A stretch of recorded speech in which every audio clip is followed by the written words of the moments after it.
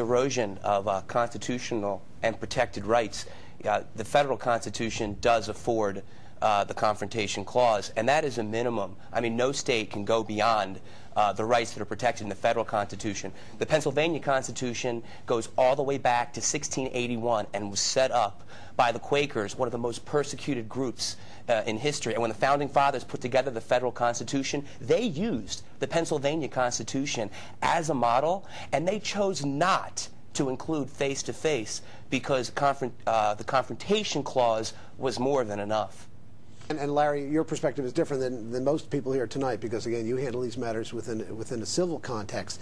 Do you believe that if this statute, or it's not a statute actually, it's obviously it's going to be an amendment to the Pennsylvania Constitution, if the voters vote on this tomorrow and say, yes, we want to protect children in courtroom, they don't have to face their so-called abuser.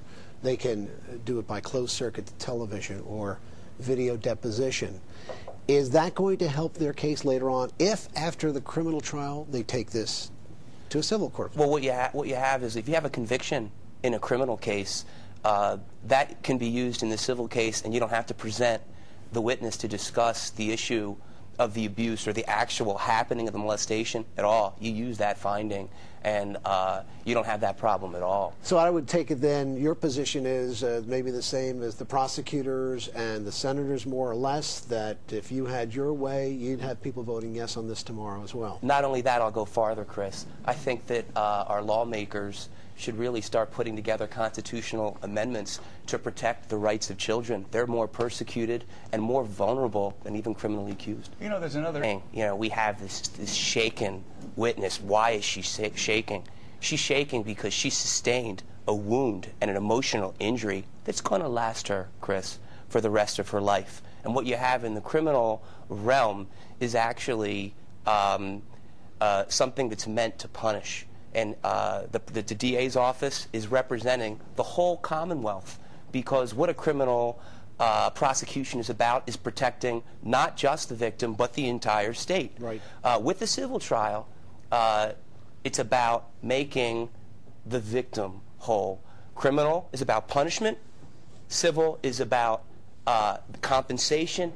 And it's about the victim. And thank God for these amendments, because they're also very victim-friendly. But one thing the criminal can't do is heal or give remedies to help heal and make whole. And maybe that's where the public is missing something here, because when a child does offer testimony in a criminal case, yes, he may be protecting himself, but beyond that, I mean, let's face it, it is for the state, so that they're going to cordon off this person and protect everyone else. That's very noble, but what about the kid himself or herself? I mean, the way our criminal system is set up, the real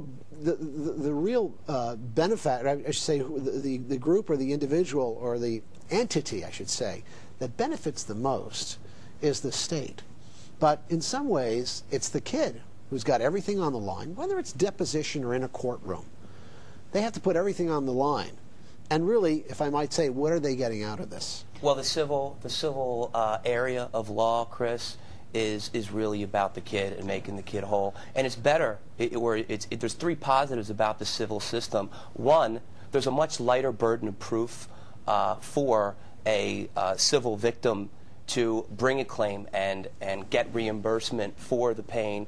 And number one. Number two, the defendant must testify.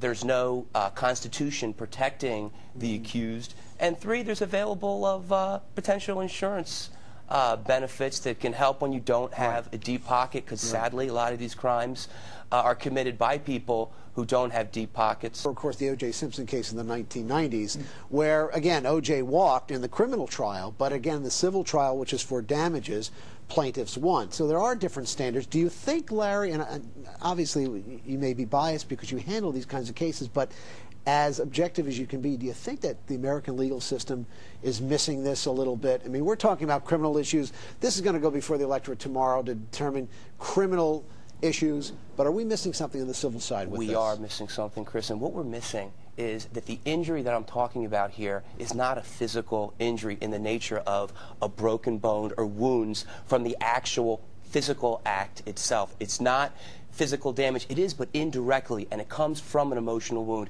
And for people who don't know anybody or who are not familiar with this type of injury, the silver screen gives us examples. And I'm talking about movies like Dolores Claiborne, Nuts, Natural Born Killers, Forrest Gump. All these movies have characters that sustained sexual molestation, and those movies show how those wounds lasted a lifetime. It caused one woman to become a killer. It caused one to become Nuts. The movie Nuts caused one to become a prostitution, caused another to become a drug addict, another to become an alcoholic, and another movie, a popular one, Girl Interrupted, a woman who was... Prince of Tides, too, as we're talking about. Prince of Tides, of course. She hung herself in that one. So